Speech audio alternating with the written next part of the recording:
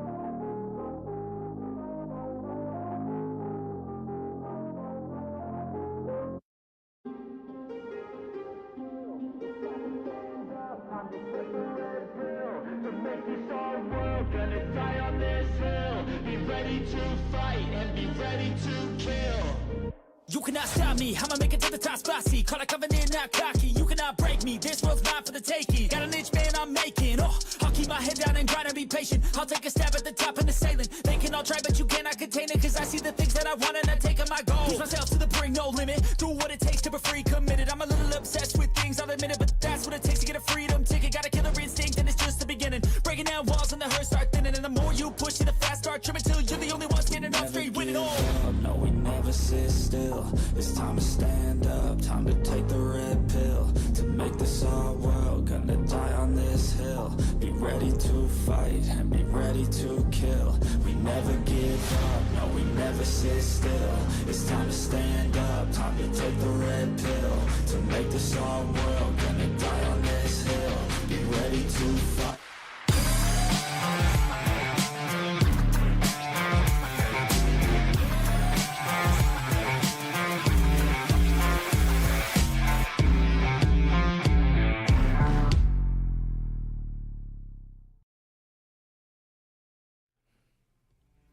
The Plausible Gaming Championship Series continues now. Done with 4 maps, 2 more left to go on the day. Still joined up here on the desk with me, Llama77, and the most handsome man in the entire world, Puffo Bob. Bob, we've had some really good games, and still have about a third of our action left to go. Oh yeah, we do, and we bet we are excited for it, as of course, all of this is possible due to Plausible Gaming. Now, we do want to take a look at the scoreboard of the previous match, don't we? I mean, I'm excited. You know, we saw some points, we saw Fairy Tail do some damage, and in the end, even come out on top with 21. Normally, it's around 20 points that we saw at max. You know, they're just going to be one-upping everyone. Yeah, they were the only team to hit 20 in that game, but for these top 3 teams, especially for 7 Gaming and Typhon Gaming, they were 2 teams that needed a really, really good game, just like Ayaguri Tree. So that's going to add in their overall total, so I'm excited to see the overall scores. Chopchin and Mira Gaming both dropped out early. That means they both lose that number 1 spot. Fairy Tail takes it from them, but the leaderboard getting a lot closer overall.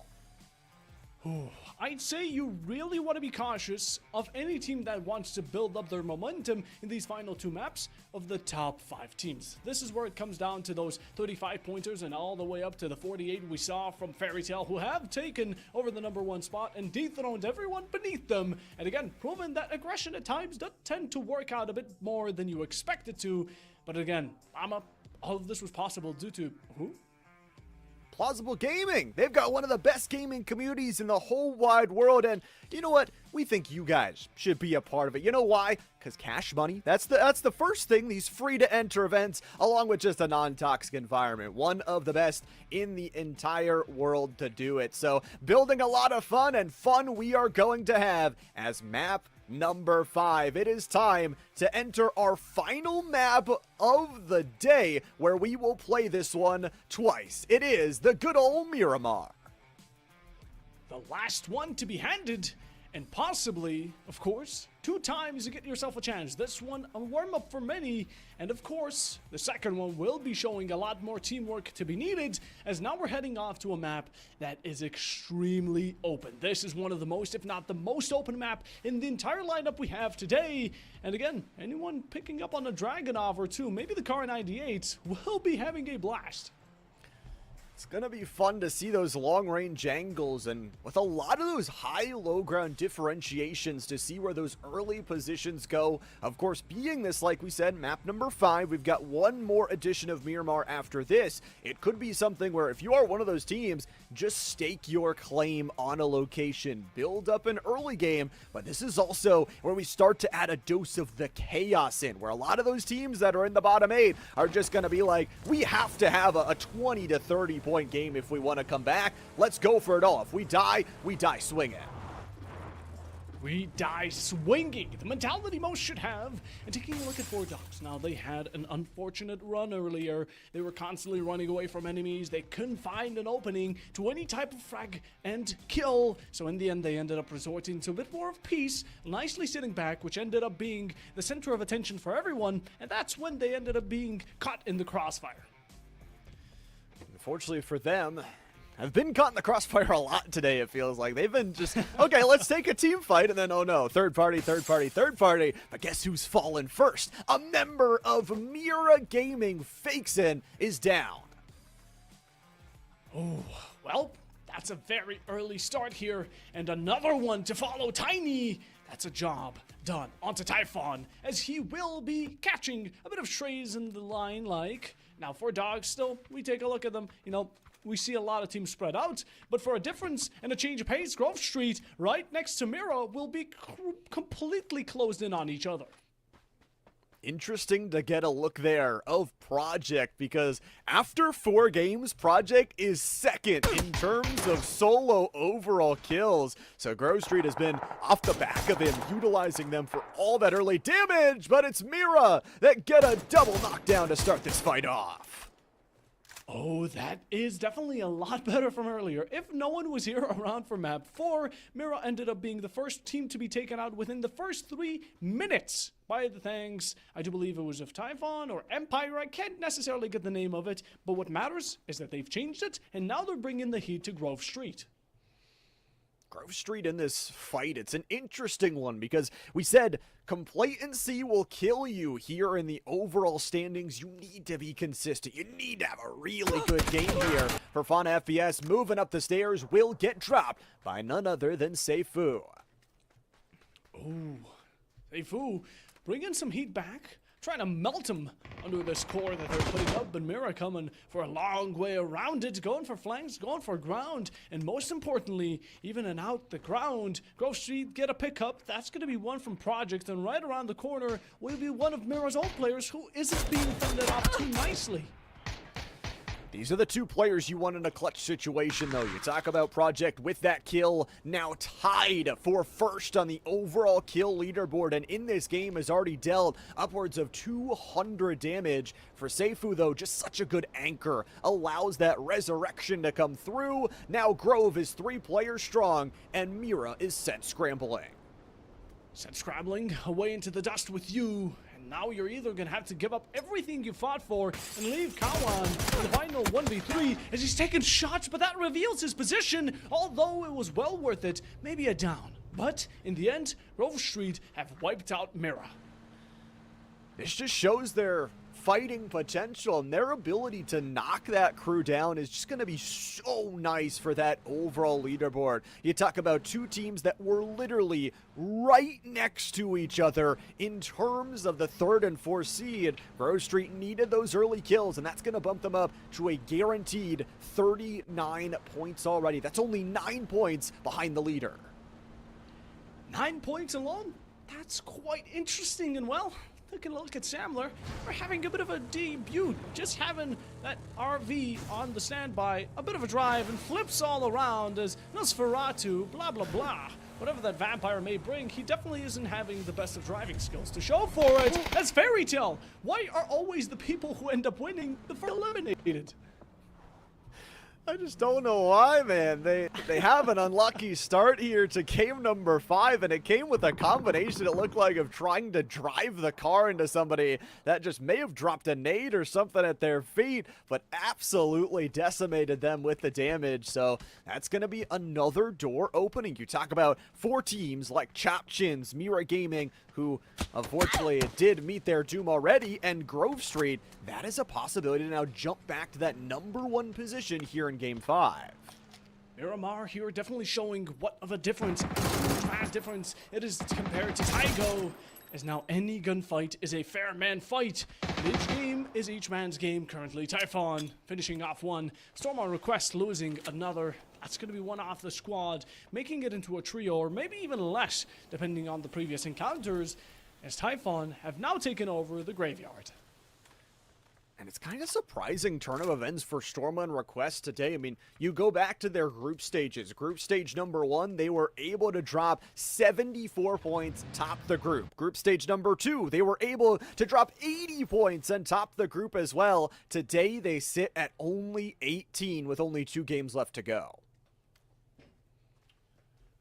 Ooh, 7 Gaming playing a dangerous game. You could say Samler here don't even realize what's about to strike them down. Some shots there, a beautiful connect, Well, what matters is that Samler can now go back, heal up, get themselves shielded, and nicely know that someone is out on the lookout for them.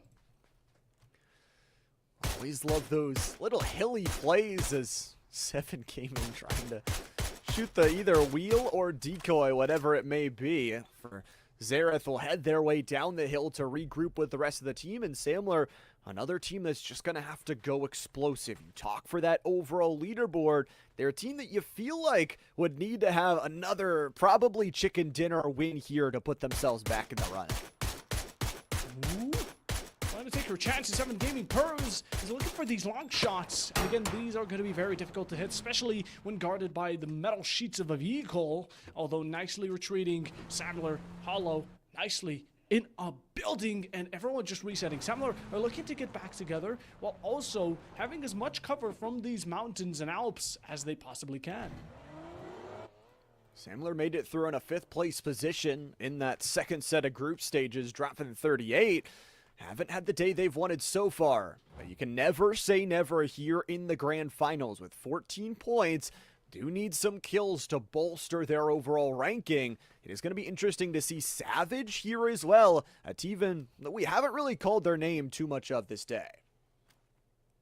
Savage, they've had their moments, they've got their kills, but like you said, the name just really hasn't popped up in the top 5 just yet.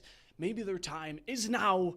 Maybe it's not, but it's only up to them to make that decision and make sure that it comes down to 100%. As now Patient, we take a look at Empire, who have had a loss of 1, but looking to maybe make that 1 loss into a strength of extra kills. And Empire's been a really good team fight team, but another one that just has put themselves in awkward positions, pincer positions as well. Michael will try and send their way up to this high ground and gather the building. But I don't know that they know a constant foe is up here, and Tartantes. Ooh, that's dangerous. Empire here. Lovely Honda Civic. Just have it. Oh no, Michael. Oh, we've seen this rocket do quite a lot of damage. Exactly on the pronunciation. It does deal quite a hefty burden onto 1, but bullets matter most as they deliver much more damage. There's a burst of them, and Michael will eat every single shot.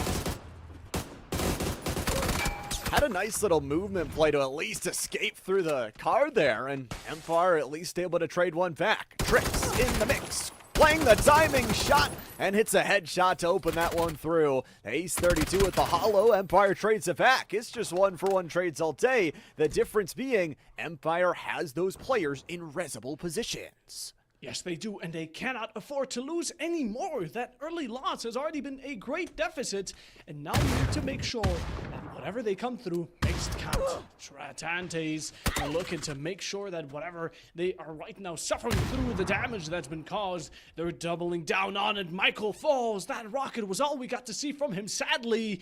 But Tratantes are still holding strong, making sure to keep them hostage in this building. And the exit will be a death sentence, but fighting back, Saab takes the window shot and wins it.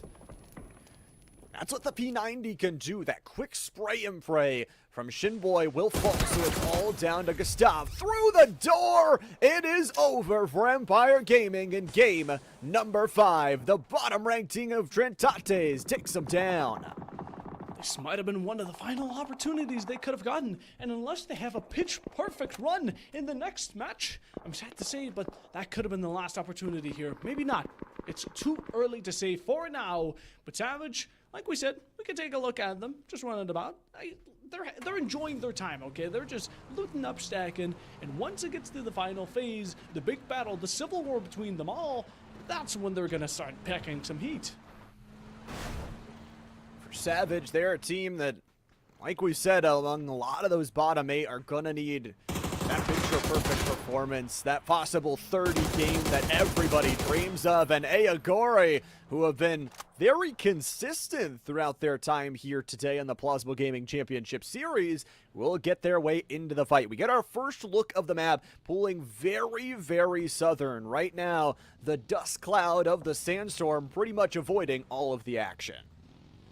Avoiding every single piece of it they can, but just nicely slipping through it, trying trying to be as slim as shady as they can, but currently, Barbarians, they're not doing anything of the like. They're going, they're shooting, and they're trying to take as much gunfights as they can. Seeing as they haven't gotten a single kill, they want to change it from a donut to at least that one.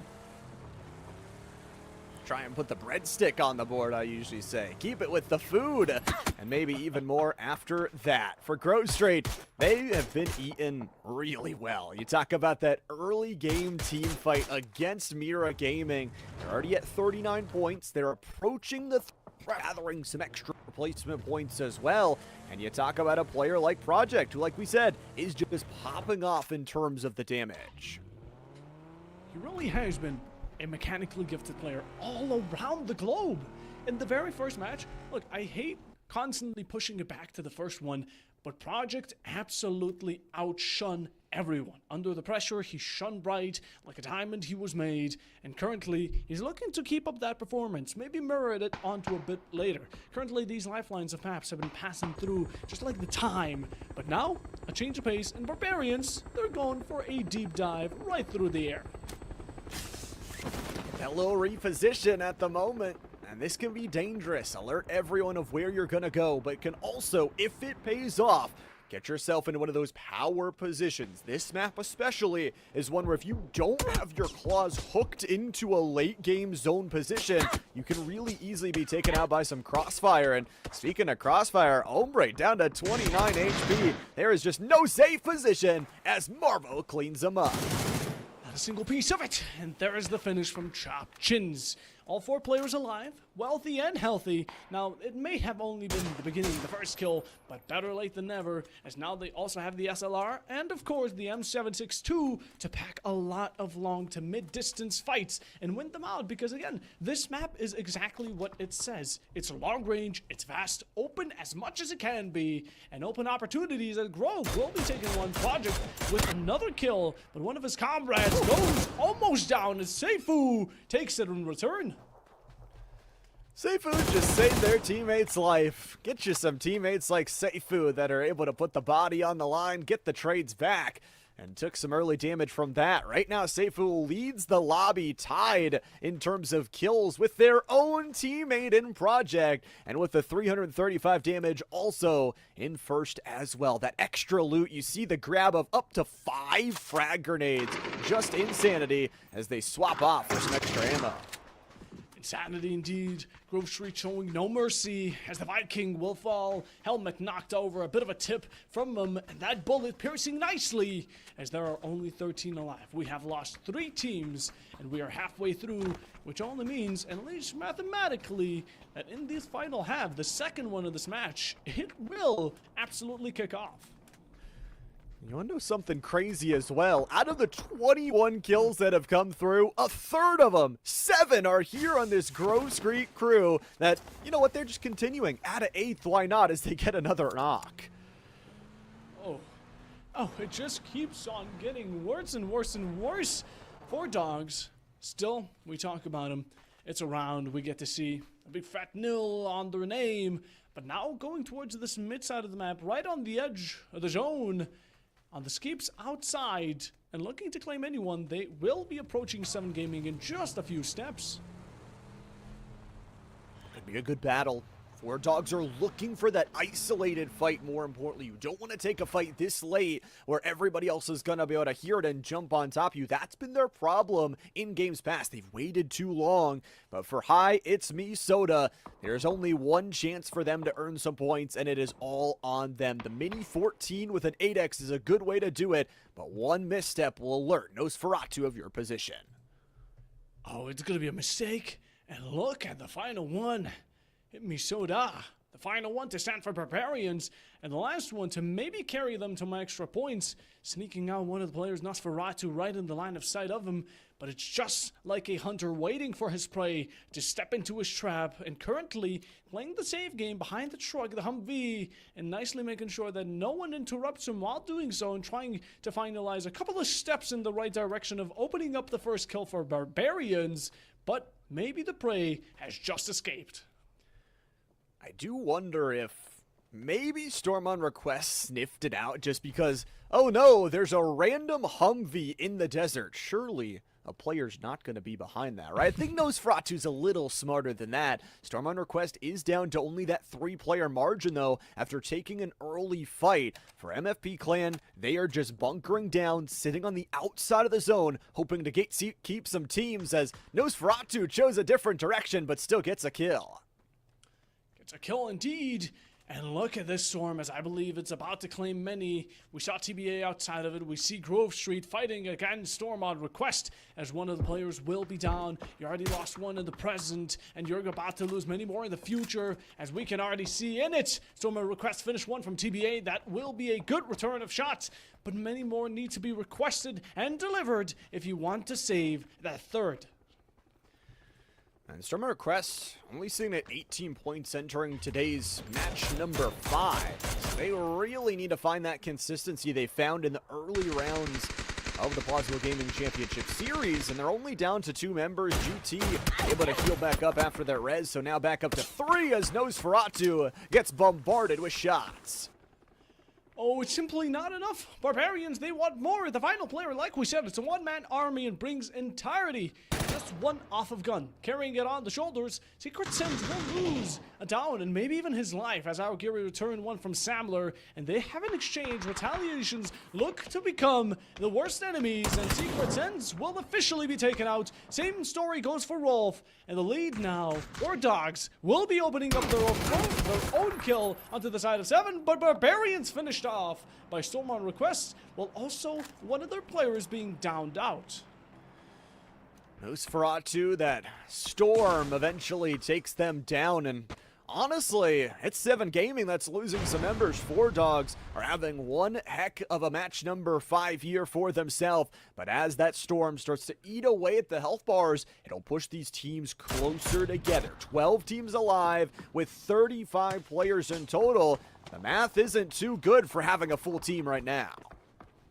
Oh, the Storm is beginning to brew, but that's only the beginning of it, because it's about to end, thanks to Typhoon, and thanks for 4 Dogs. We're having an extreme battle, a duking out between the side of 7 Gaming and themselves. Right now, 1 for each, 2 maybe. They all begin to fall, and right now, rumbling down, we can feel the ground shaking, and we can see that 4 Dogs has officially eliminated 7 Gaming.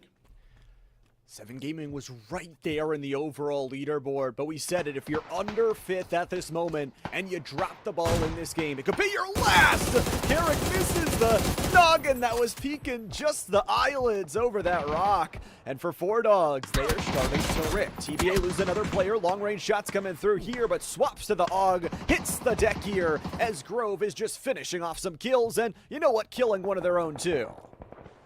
Sink them down like they've begun. Now Chop Chin are making a second run, as Psychog will be falling to their hands, and their name all across the kill feed as an extra bit of KDA now being risen. And ultimately, right now, we can only imagine how strong the side of 4 Dogs have gotten. It's been down to the wire for them for many rounds, but they've stepped down on the position. They've said enough is enough, and they've started fighting back and against anyone who has given them trouble in the past. This position from Chokchins as well, you get to go from kind of a high-low play, utilizing all of the kind of vision, providing yourself almost a UAV in terms of the coverage over the map. For MFP, they are still fighting. They hooked themselves into one of those buildings and didn't give it up. They played the edge perfectly, and now they're getting rewarded with some huge kills. Huge kills indeed. Chopchins up top. 4 players still remain, and 26 players alive, which only means one thing, that right now a lot of teams are down to their final pieces of hope and wonder, maybe dreams. But dreams most of the time only stay as they are. One of the players from Groove, I don't think that's going to be a pickup. It's too risky, and no one should go for it, as the entirety of this ground and section is being covered from up top. The Typhoon coming around, trying to fit the job onto the side from MFP. Now they get it down, they get a second to follow, and one more to finish the job. Typhoon are absolutely merciless and going for the finish. Carrick with the unique choice of weaponry in the Ace 32, able to get the long-range shots and put the pepper in. Assault, though, in terms of the nades on top, Tratante is a team that entered into this one last place in the overall standings, are firing back, are saying we're gonna go out swinging, we're gonna have that mentality, and they have gained the ultimate high ground. the ultimate indeed. You have the high ground, maybe you do, but Tratantes are now moving down a bit, trying to get on that horizontal. I don't think will be in their mindset nor plan. So now, right now, just keeping it down to the blueprint alone, seeing what ideas tend to work out, and shooting their bullets all across the field, taking initiation with the majority of the teams that stand here in the current area that they're surrounding. Tratantes, they take a fall. That's 2. MFP is eliminated as number 10, and now down to 9, now down to 8, as Chopchins will be delivering 1 extra, taking up the scythe and acting as the Grim Reaper. I mean, that was unfortunate. That high ground was beautiful, but unfortunately kept both of those teams in the storm, and Typhon's not done. Chopchins are going to get 2 downed already. Sam Crow involved in the fight along with Karak. They're going to back up to safety now. Low HP bars and back to the smoke. There is a member of Grove Street that could ruin their plan on the low ground too. It could. Everyone having a feel of that stagger. Oh, the sword comes off to one of the players from Chopchins, desperately needing any player you can muster up for these final few minutes. As again, Typhon laying behind cars, trying to impact the current situation as much as they can. But 4 Dogs have been so influential that they have already gotten 6 kills, 2 between each of the players that currently stand. And Samler could be another possible, I mean, even potential victim to it. That's a finish on the Chopchins. Typhon get 2, and I believe that will be team wiped in just any second alongside Samler. Right now stuck in a corner, taking it up top, and that's a finish on the Chopchins. But in the meanwhile, Savage also appear on the board. Savage are fighting. I love it. This is what we talked about. Every one of these 16 teams earned their spot in the final here. Samler gonna fall at 7th, and all I'm thinking of right now is how long can Grove Street survive? If they've still got 1 member left to go, they already had, what, 7 kills to enter this Phase 6 zone. The longer they survive, the more they earn. With both Mira and Chopchins out of this game already, that could be the difference maker for them to jump to overall first. Look at this. Typhon 1, Grove with 1, Storm on request with 1, and 4 Dogs with 3 players, maybe more. Savage 2 closing in. Gary with a similar situation. Savage are rocking every single player still alive and looking to close down on the final. They might not have been aggressive throughout the mid and early game, but right now they're looking to pack everything out in a short burst of energy. Then it goes, but so does the peak. 1 falls, our Gary claims. It may not be a finish. It's a 1-for-1, and a refrag game is something you cannot afford, our Gary.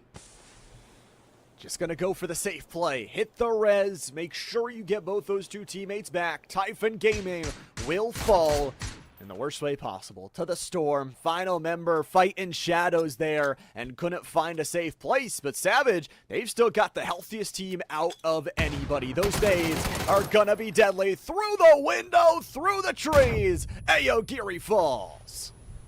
Hey, oh, Gary goes! Savage with 2 downs. And if anyone finds out about it, they're definitely going to be just, rubbing their hands like an evil cartoon villain trying to take care of that advantage, sitting behind the tractor. 4 Dogs with 3, and yet again, 8 kills is going to be phenomenal. But take a look at the top. Storm AutoCrest 1, Grove 1, 4 Dogs 3, Savage 2 with 2 downs. This is about to come down to chaos.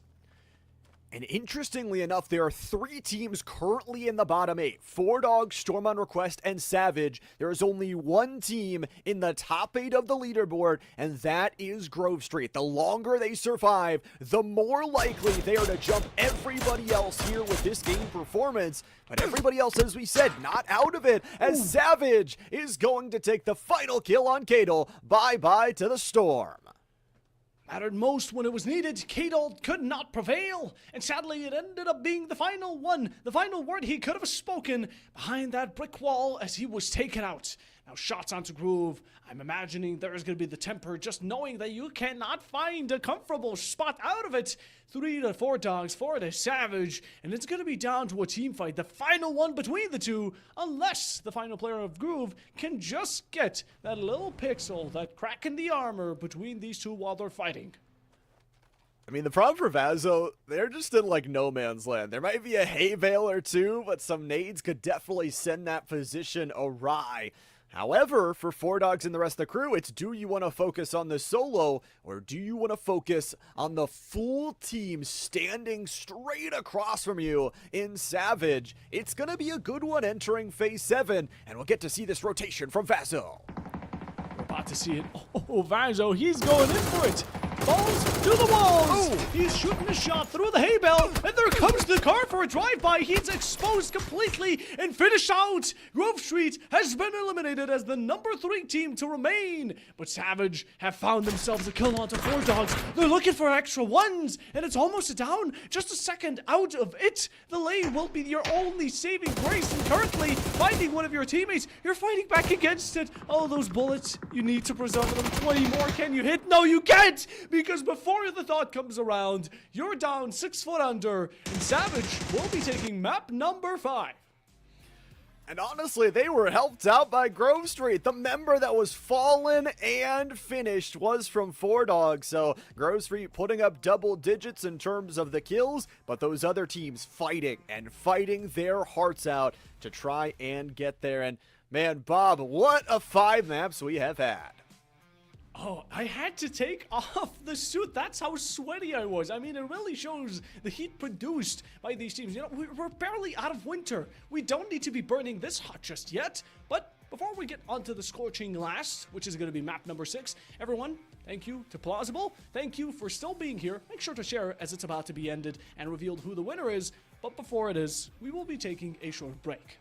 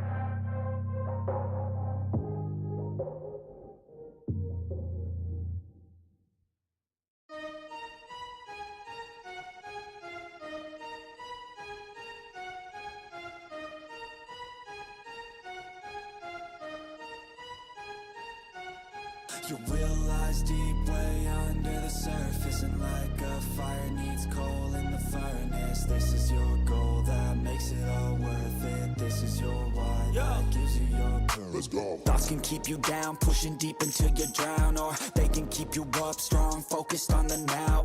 Glass half full, or has it been emptied out? Well, that's all up to you and your mind. Do you doubt anything, everything, not a thing? Make my thoughts work for me, manifest what I need, what I want, what I see. I could be anything, I attract all the things that I see. I believe I'll achieve as I breathe in and out again and again. I don't doubt, I sit and I plan, and I found out that I can execute if I'm driven, if I listen, if I learn all the wisdom. Read some books, something written, watch the best teacher system I invest. Never hidden, I ain't scared, ain't no chicken, I take dares. I'll be winning, you get back what you're giving. Find the reason that you're living, what you're good at, all your gifts and what you love. Take a risk and find out what you've been missing. Yeah. You realize deep way under the surface, and like a fire needs coal in the furnace. This is your goal that makes it all worth it. This is your why that gives you your purpose. You realize deep way under the surface, and like a fire needs coal in the furnace. This is your goal that makes it all worth it. This is your why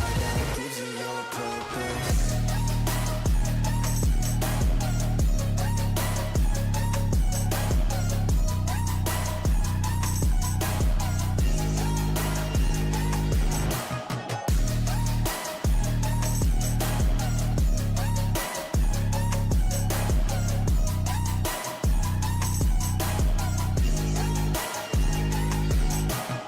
Purpose is better than any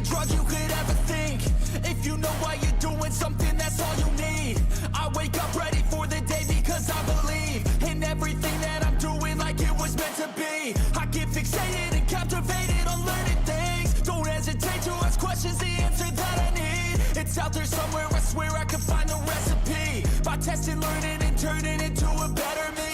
It lies deep way under the surface, and like a fire needs coal in the furnace. This is your goal that makes it all worth it. This is your why that gives you your purpose. It lies deep way under the surface, and like a fire needs coal in the furnace. This is your goal that makes it all worth it. This is your why that gives you your purpose.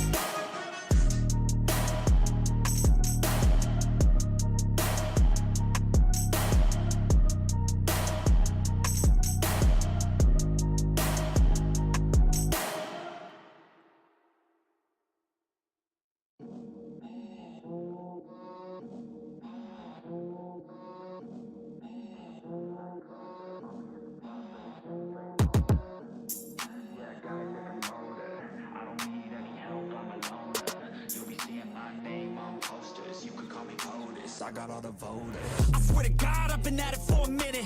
Climbing to the top, and this music was my ticket. Found a way to grind, turn a passion to a business. No limit, I'ma get it, having millions as a witness. I'm addicted to winning, living up every single day. I'll be fighting and building up in a million different ways. I don't think I can stop, I think I need the...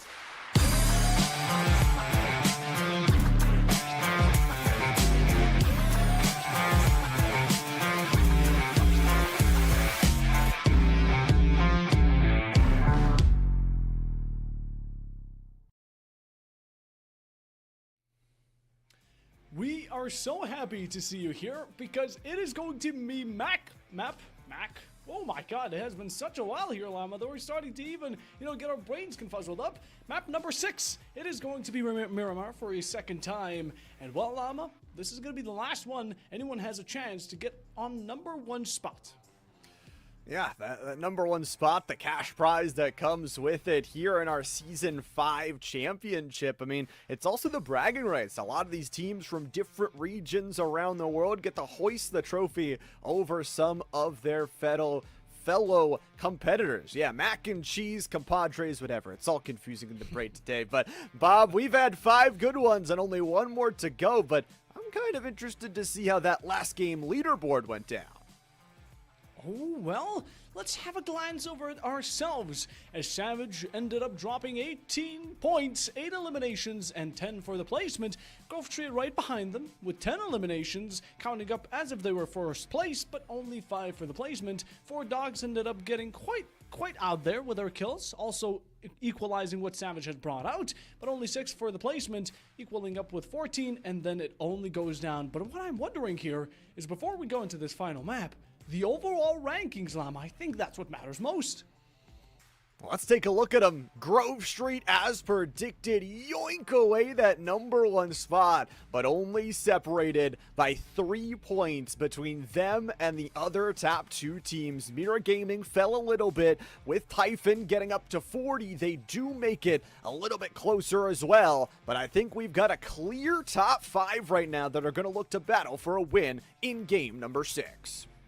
Let's hope that the curse doesn't follow us from the previous 2 maps, where the winner of the map ends up being one of the first to fall. And well, I mean, that certainly will be an interesting one to see. We're taking a look at, again, Savage. These are going to be one of definitely those contenders, but sadly, this one victory wasn't enough to really bring them up to that top 5. Not even to the top 9. They're the 10th team right now, which definitely shows that some of these teams have been a lot more consistent through all the matches, maybe winners, maybe even not. But what matters is the fact that they've gotten kills and they've gotten to that top 5 position for the placements, which just shows that, again, maybe winner, winner, chicken dinner does give that extra bonus, but it isn't all that matters. Especially if you weren't consistent, those first 3 maps, just going to the last 3 and being consistent will not be enough. For Savages, you would need a 40-point game to realistically win this next one. That would be a ton of kills, to say the least. And for all these other teams that are in that top 5, right around averaging 9 points a game. That is the goal we set at the beginning and what eventually you want to get for yourself. But this time around, it's not one team entering with a massive advantage. It all comes down to this last map. Have a good one or send yourself home. Or have another ticket. A ticket to home, a ticket to victory. It's all down to these final teams. As again, contesting could be the top 5. Maybe even the 6th and 7th place have themselves a wondrous match. There could be anything happening. This could be the most outrageous game we have yet to see, as it is map number 6. It is the one that fits it. And as the plane is slowly coming about, and hopefully we get a good one this time around, Llama, it is map number 6. Let's have it be a beauty, stroll our players into the battlefield. The map will be Miramar. Again, very open. It is a desert, and it allows a lot of opportunities for you to get picks that normally wouldn't be allowed on earlier maps. And it also showed just the importance of those early zone rotations, getting yourself into a building, getting yourself to the high ground. Well, it is time. Let us crown a champion. Map number 6, the finale to the PGCS Season 5 champions. Here we go, and well, right, almost splitting that middle part of the map. Look at the hard drop here from Typhoon, and I believe Mira will be having a very early instigation, which also means one thing here. They are the top 5 teams. They are definitely out there. Mira is 4, Typhon is 5. That means we could be having one of those contestants already out and about very early on, giving opportunities to lower bracket teams. Currently looking about it, no one's really going to be going for those late drops. Majority of teams ended up going for the first half of the possible, I would say, evacuation. Different choices of landing, though, here for a lot of these teams, and you take somebody like Typhon, you're trying to maybe avoid some of the dangerous early skirmishes, but you're also 17 points behind first place at this moment. Do we really think the number 1 is going to get knocked out again? Maybe, but do you really think that both, all 5 of the teams in the top 5 are going to get knocked out? Who knows? So you've really got to bet on yourself here and get just as many points as you can.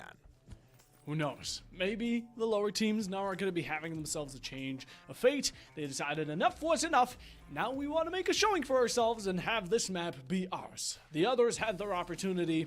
Our time to shine is now. But let's take a look at Typhon. As again, looting up nicely. We do see some strong guns here, especially that Kar 98. We have seen about 2-3 shots here today that were headshots, and I felt them all the way over to here. Can feel them all the way through the bones here. We are missing one of our teams who didn't load here in towards our final match. So starting at 60 players, Typhon Gaming starts 10 points behind the rest of the crew. And these beautiful angles, getting to watch everything. Got to give a huge shout to our amazing production crew giving us the action here today. And of course, PlausibleGaming, who made all of this possible. Again, if you want to find some friends, some buds, maybe teammates, and get yourself into community events like these, or just have a blast, of course, join the Discord, join the community. The links are all around the bounds. And Plausible Gaming has built such a fantastic, not-toxic community that you might as well try it, since there's really nothing to lose. Now, of course, again, this really shows it. I mean, the production is fantastic. It only shows that Plausible Gaming brings cream of the crop quality. And hey, they got that Puffo Bob guy. He's a pretty good caster as well. Gotta give him all the shouts. Either way. For Storm on Request, they are currently sitting in 11th, 24 points. Not their usual consistency. Trying to change that. Change it about. Storm on Request definitely have been having their moments.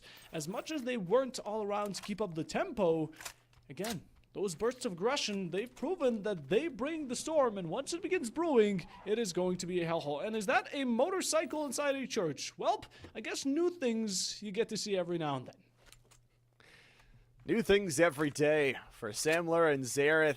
Feels like has been a point of contact for this team that has really brought a lot of really good team fights their way. Samler overall haven't been as lucky. I mean, they haven't really got the placement points. I mean, they've gotten 16 total kills as a team. That's really good, but only a single placement point to boot. only one for it. And well, maybe that's going to be changing, maybe not. Who's to say? Currently, we have a lot more going down. And let's take a look at Samler, who are right now scouring out the church side, having themselves a very holy discovery, maybe even a spiritual lead. But what matters not right now is the fact that no one is around. They are alone, they can loot as they will. And of course, to take it a bit more off of that stale position and onto the moving side, Samler are having a very quick directive.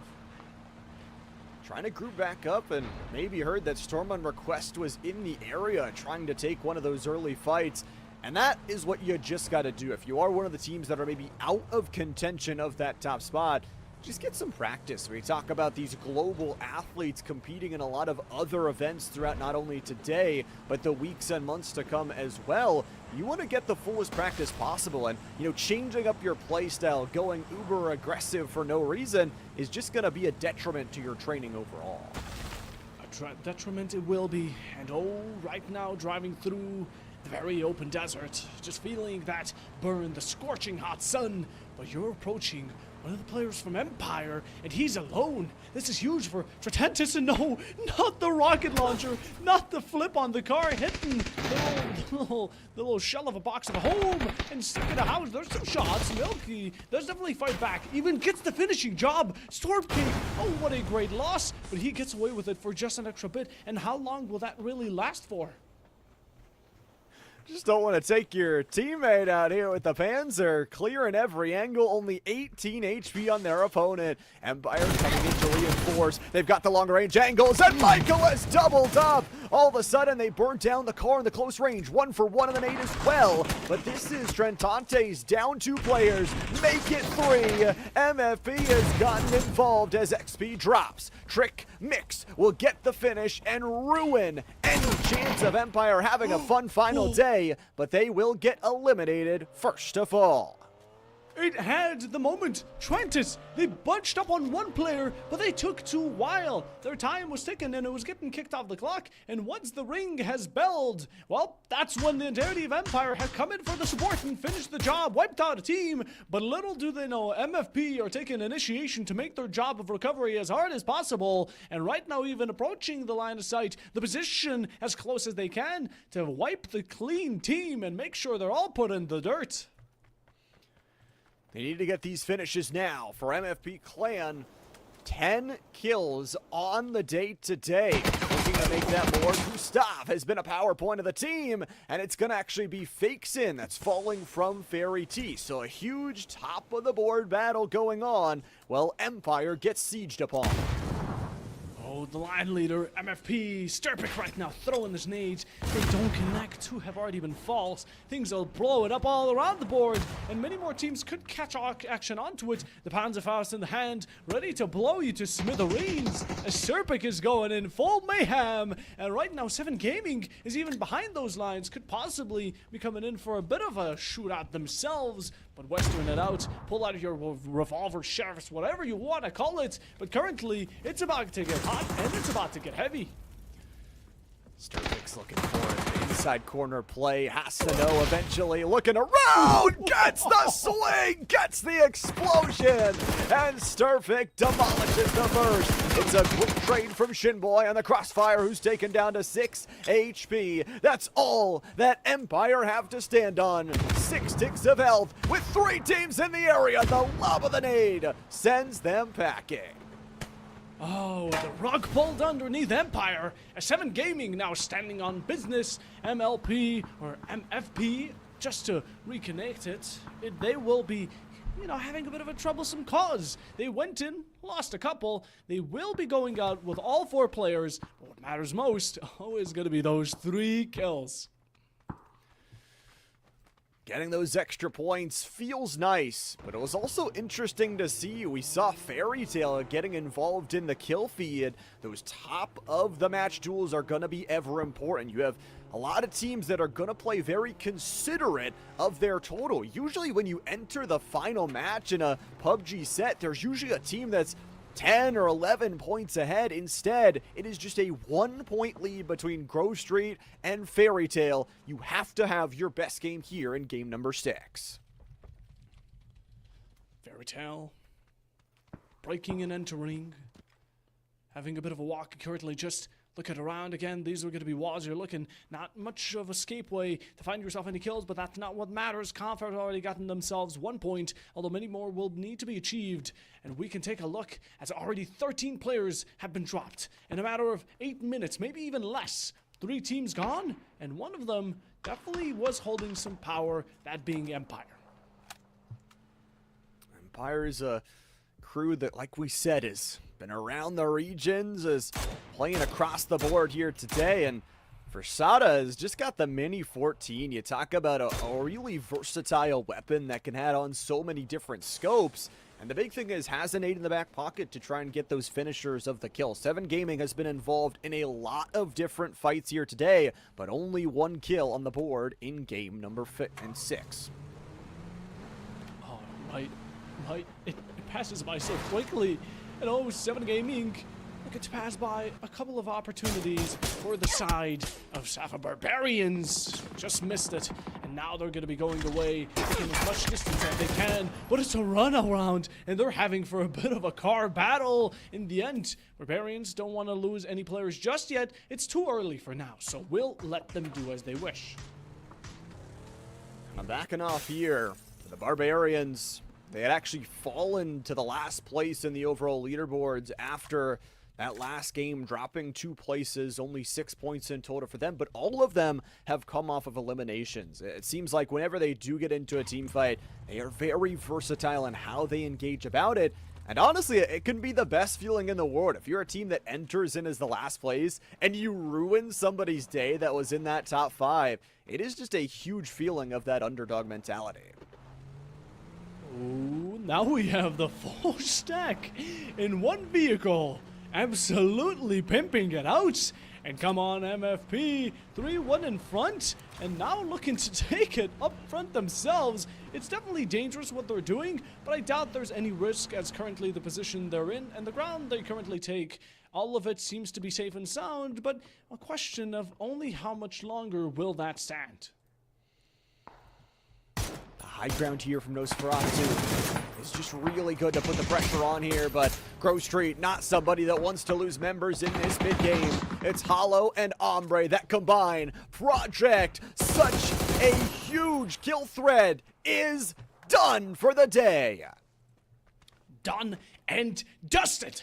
Project, you in map number 1 have proven yourself to be probably one of the most impressive players out of everyone. I'll give it to him straight out, because mostly, I mean, that clutch he did to win his team out a winner chicken dinner is definitely going to be one of the highlights here for Plausible Gaming's PUBG season number 5 run through.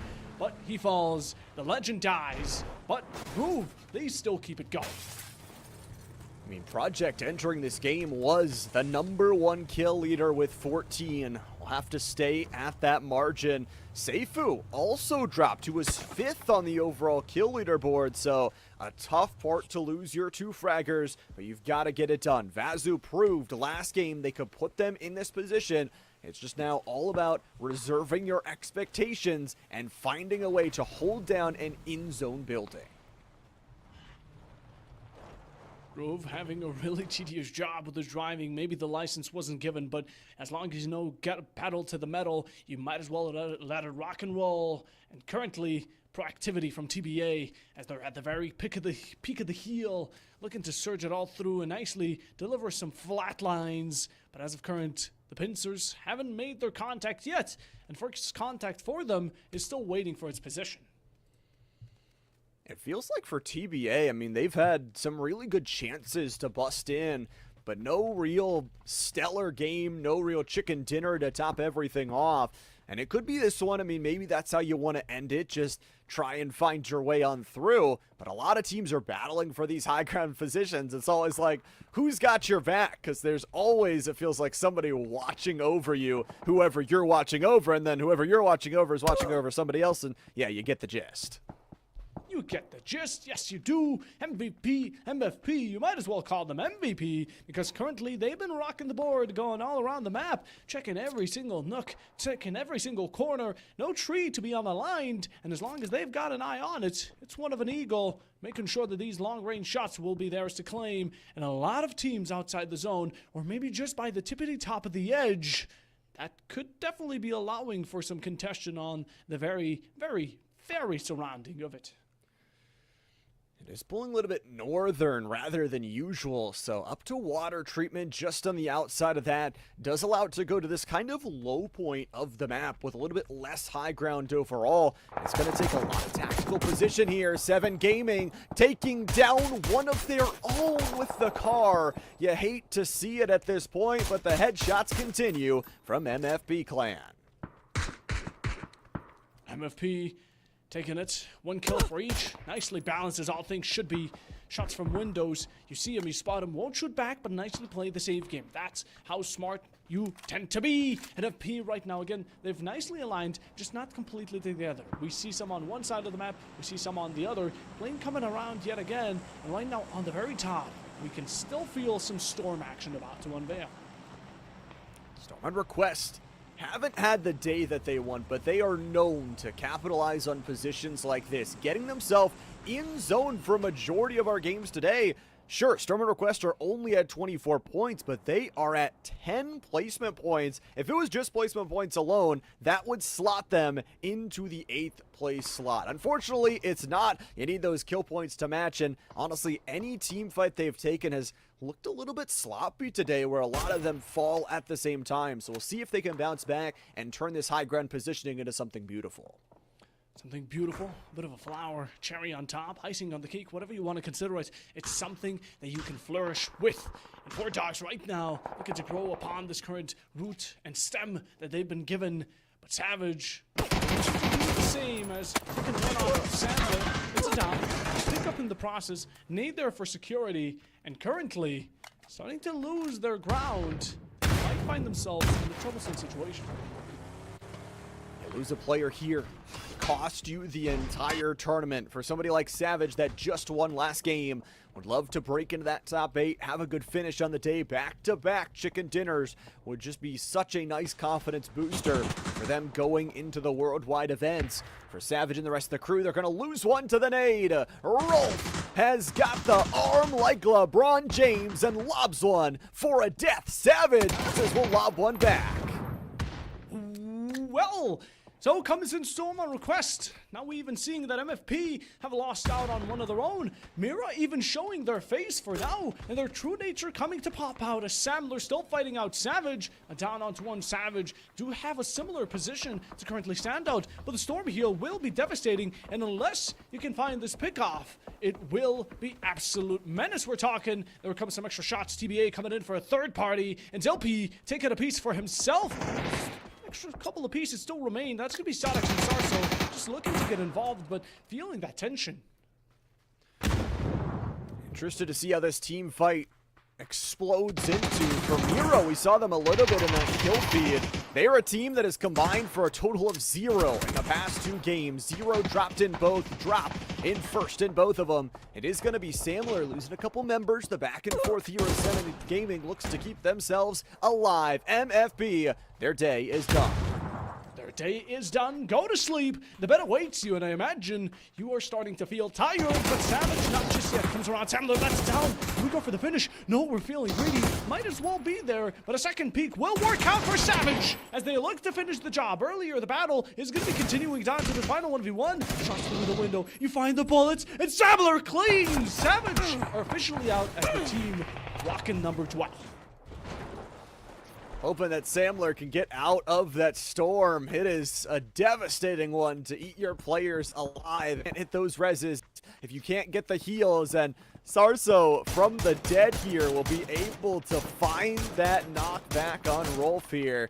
Call me Bobby, we'll send some long-range shots, and Fairy Tail might be in the best position possible. Out of all of those top teams, Mira and Fairy Tail are the ones that are possibly set up to win this whole dang thing. Well, damn thing instead, Fairy Tale. They started us out. Again, they're going to be ones with the possibility ones to look out for. If there's a team you would put your money on, I definitely bet Fairy Tail would be in consideration, but Chopchin as well, as now they're starting to slowly approach each other, but not physically, rather just in thought. Thinking about where to go, where to use that brain power at this moment. It feels like for Brightside has been such a bright spot for the team. Grove is going to lose a member. It feels like they're only down to 1 or 2 at this point. Fairy T helping out in the 7 gaming demolition, but Mira is just letting the action unfold around them. They are inside of everybody else, but they're in a solid enough groove that they can just sit and chill for as long as they want. Nades mix them up, explosives and flames. With the line of flames, they look to walk, but currently they're being flamed on the spot. 4 dogs throwing it all out. 7 gaming eliminated by Fairy Tail. A double kill to finish us off. Person Salvation couldn't find it. And Viking even downed by 4 dogs. As again, these are more than just dogs. They have more than bark. They are all bite. They're biting with some of those fragmentations. Safa trying to find their way on the escape here, but in these little divots, this is what the nades do. The bang explodes half the health bar of both of their opponents, and Jambo is looking for this right side angle to break down everything, but a splash in the puddle might just get their location revealed, and definitely don't want to shoot your teammate at this point, so finding different angles very important. 10 teams left to go. Oh, 10 teams. These are the final 10 contenders we have, ladies and gentlemen. So many of them to take it away. 4 dogs with a down onto Wusi. As one Barbarians Wykins. Oh, he's testing fate. And much more alongside it. The car comes around. TBA are coming in for the sports, but Barbarians are still going to be caught in the crossfire, as now 4 dogs have lost all grip over the situation and cannot find themselves a way out of this hole, the self-digging hole. A kill onto one, another one to fall, and TBA are taking the most out of it. It's the Miramar special, though. You take any fight out in the open, another team is going to be watching from right behind. Soda, it just feels like they have to escape now. No chance to get that res. Burned down to nothing on the car health as well. That thing about to explode. 4 dogs on the other side of that. They got 2 of those reses, only losing 1 member, and Soda will fall. Those finishes, it's going to leave, it feels like only 1 member left to the Barbarians. Just look at this, Fazu, last member of Grove Street, hearing out the solo of dogs, and doesn't take the shot. Why? Who is he waiting for? To keep his position. If someone finds you out, the rest of the teams are stacked with players. There is no lurk where you manage to come out on it. You just wasted a kill. Maybe you don't see an opportunity where you can come out on top anyways, but it's just for the moment. It's just for the time. And currently, time will be a virtue, as hit in the 21-minute-and-a-half mark. Right now, a lot of teams are desperate for these final kills, as yet again, they're racing for the #1 spot. And Grove Street's in that #1 spot right now, but they only have 1 single player to try and keep it. Maybe, just maybe, Vazo after that last game and the phenomenal ability to stay alive. The kills that they found at the end as well. There's a Storm on Request member right in front of you. A hop, skip, and a jump. The bullets connect. And Vazo continues to impress, but can they get safely inside of that next zone? Can they? Oh, Vazo. Ooh, the time is ticking. He does get it through safely without a doubt. And right now, what matters most is that he gets in without being caught, but it will be Grove Street eliminated by Storm on Request. Fairy Tail finding one onto Savage, or rather, yeah, Chopchins being the ones to also fall right after, and it's the top 6 llama. And more importantly, that is #2 and #3 ripped from the leaderboard. Right now, Fairy Tail and Mira Gaming are the 2 that are on the golden road to try and win it. Maybe, though, just maybe, Typhon could steal it away. They started 10 points behind from first place in this game, but the nades are helping them out. Storm on Request is losing members left and right, and Carrick is the Grim Reaper. Yes, he is delivering that final hammer right onto the table and currently looking to pass down judgment. Oh, Carrick What are you thinking? Don't let it be so. Storm on request, you're about to be cooked. Oh, here he comes. Samcro, he's a little too ambitious for himself. Tries to take off a bite that simply cannot be shown. But right now, Storm on request are taken out by the 3 players, or rather 2, Tiny and Karak in combination, hand to hand. A heal, a revive, getting it back together, and one more team, and we will see the results of the top 4. Typhon can do this. Seriously, if they can survive this onslaught from TBA, now that's a big if. Flory's able to get the first nade cooked up and ready to throw. They've got a great crossfire position and a good little downhill that they can back off to. Mira, 2 players left along with the 3rd kind of in this divot backing to and fro of where they want to go. They've got an interesting position and they've got a chance to win it as well. They do. Oh, but their stomachs are completely empty. They're drained. I can feel them starving in Mira right now in this one corner. Needs being chucked from all sides. And TBA are closing in. Will this be the moment where pressure is going to be allowing them to find greatness? Or will the dynasty of Mira fall for the final time? Earlier, such a good run against such a pretentious time. But TBA just simply don't stop. They check everything they have at them. That's a down. Another one, that's a smoke to make sure that the vision will be blocked a bit. Long range shots. If Typhoon get a bit too cautious. And right now, that's a down. Mira just having the worst side of it all. That's also Fairy Tale. That is the entrance number 2 team who was 9 points ahead of Typhon here entering this game, but they go. It's time for their move. Typhon running over everybody. Double down on the entry. Mira only able to chunk back 1. TBA is just watching the chaos unfold as the top 3 teams duel it out. Duel it out. Here they are. They stand. One more to be eliminated. 5 teams. It's a half of the double digits. And now it's going to be elimination onto Fairy Tale. Oh, top 4 are standing. Let's see the players. The only ones with all 4 will be TBA, passed down to the 3 of Mira, 2 and 1 unofficial from Typhon, and Samler with 1 stronghold, leaving them all behind. TBA might have the most chances, but the other teams still have ambition. And it's honestly Mira versus Typhon right here. Typhon, no chicken dinner on the day just yet. And it's going to be Kalanzine dropped again for Flores. He's going to be just ripping apart the health bars. This could be a third-party opportunity from Typhon. If they get the res, if they get the re-engage, the tournament could be theirs. The smokes are all about. You can see the tremble from Mira, but still gets down. Shipless the victim. Another possible headshot, but a finish shot to Quan, as now he will be taken via fragmentation. The nade dropped, the nade given, and the explosives delivered.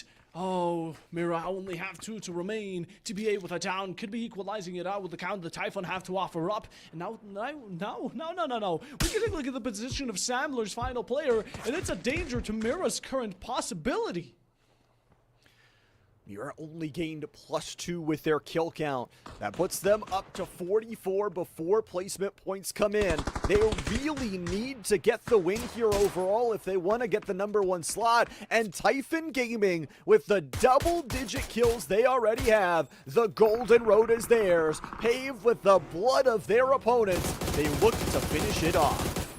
Oh, and well, Samler gets eliminated. And of course, TBA have realized that they better scramble everyone like an egg before they get folded like an omelet. And currently, with all 4 players alive, healthy, wealthy, we're talking rich, and utility still being partially there, we have a shot from TBA. It downs one from Typhon. This is their best chance. One of the cars escaping away from the current position, and a down to be finished out by the Storm. That's a 2v4 situation between the major teams. 2-2. Mira and Typhon combined together with a count of TBAs, and right now it's all about to be letting hell loose.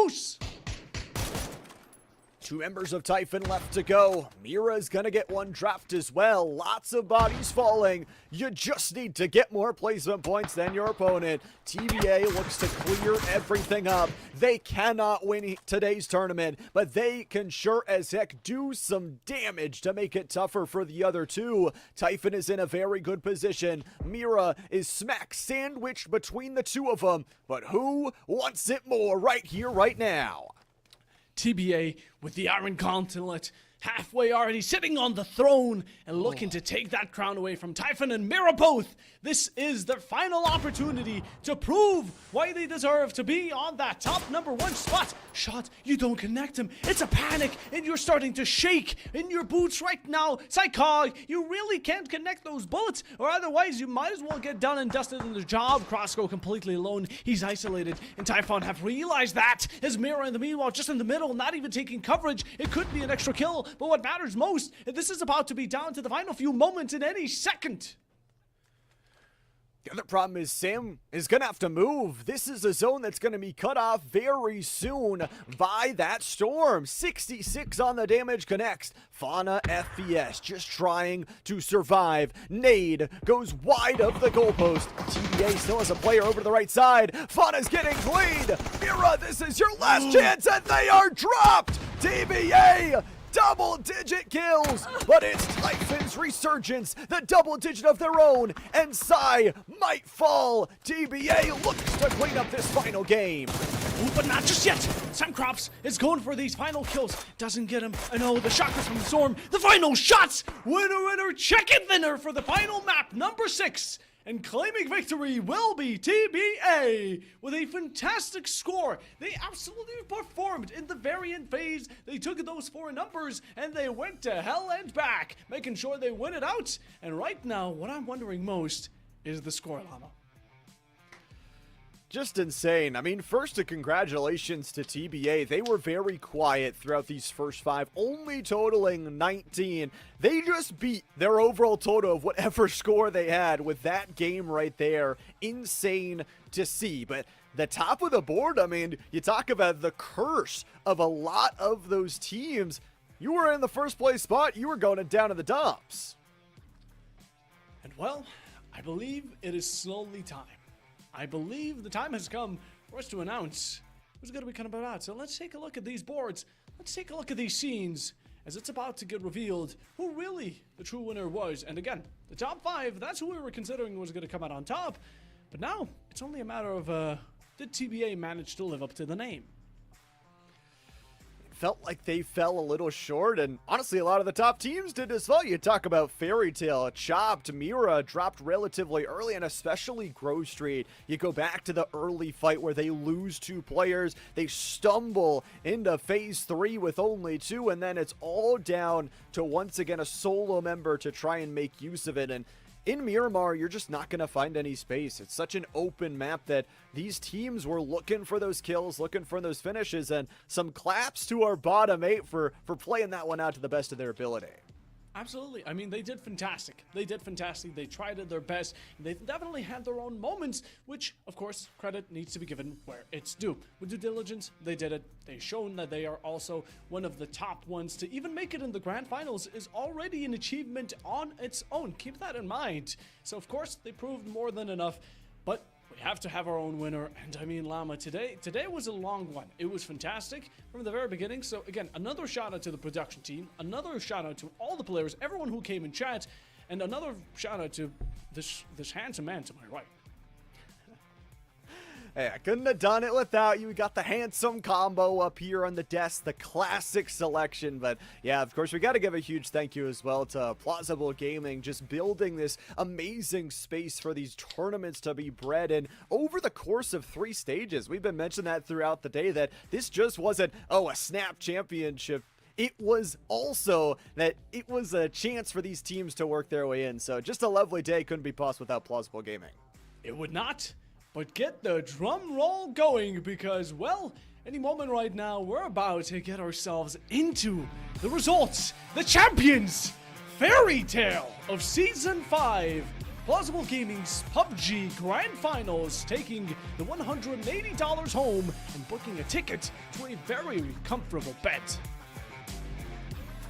Extra cash money and, well deserved. They were able to put on the fire and flames, put up some really huge kill numbers, and they survived the battle back of what was Typhon Gaming, just having back-to-back really good games and consistency towards the end. Fairy Tail started very, very early with the damage that they did. They fell out in a couple of those mid games, but their score enough to hold up to make them champions. Some got close, and in the end, we did see, I imagine the score between many of the teams was cutting it mighty. But what matters is that Fairy Tail were consistent. Since the beginning, they were proving to be strong. Their teamwork was very solid. The foundation was there, and the potential to, as they proved, hard work works over everything. And well, so it did, because that was a fantastic performance they put up. But there's just another thing we have to see before we go towards this end. It's the overall leaderboard. Let's see how truly close it was. Ooh. Typhon made the jump, and it was 1 point. One single kill would have been enough to put them up towards the tide marker. That victory, the chicken dinner, could have put them in first place. But you also talk about people like Grove Street, Mira, and also the Chins, who were right within chomping distance. TBA, though, with that final game, put themselves up to 6th. Oh yeah, I mean, Typhon Gaming, better luck next time, but 2 points to overtake Fairy Tail and take over the home prize might not be the best of feelings, but that second is absolutely phenomenal. And Typhon Gaming, again, have been one of the top teams. It's without a doubt that they have, again, been a shocker to watch, and the way they have played has been completely outstanding. So again, shout out to all the teams, as they have really brought on the fantastic time. And again, this fantastic time can be achieved of you if you just join the Discord, if you come along with Plausible Gaming and this beautiful non-toxic community that we've built. The fantastic time, the area, the environment, all is great. Just give it a try, and we can imagine you'll like it. At least I recommend it. I believe a lot of you do too.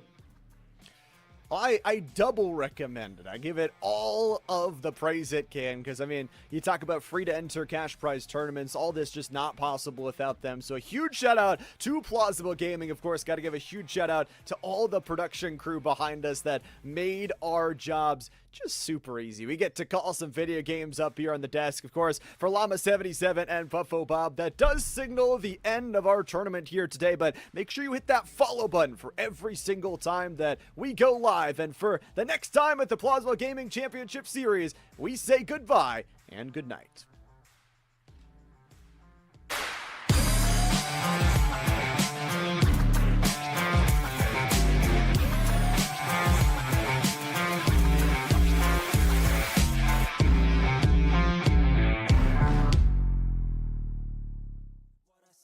Could be anything, I attract all the things that I see. I believe I'll achieve as I breathe in and out again and again. I don't doubt, I sit and I plan, and I found out that I can execute if I'm driven, if I listen, if I learn all the wisdom. Read some books, something written, watch the best. Teach a system I invest, never hidden, I ain't scared. Ain't no chicken, I take dares. I'll be winning, you get back what you're giving. Find the reason that you're living, what you're good at, all your gifts and what you love. Take a risk and find out what you've been missing. Your will lies deep way under the surface, and like a fire needs coal in the furnace. This is your goal that makes it all worth it. This is your why that gives you your purpose. Your will lies deep way under the surface, and like a fire needs coal in the furnace. This is your goal that makes it all worth it. This is your why that gives you your purpose.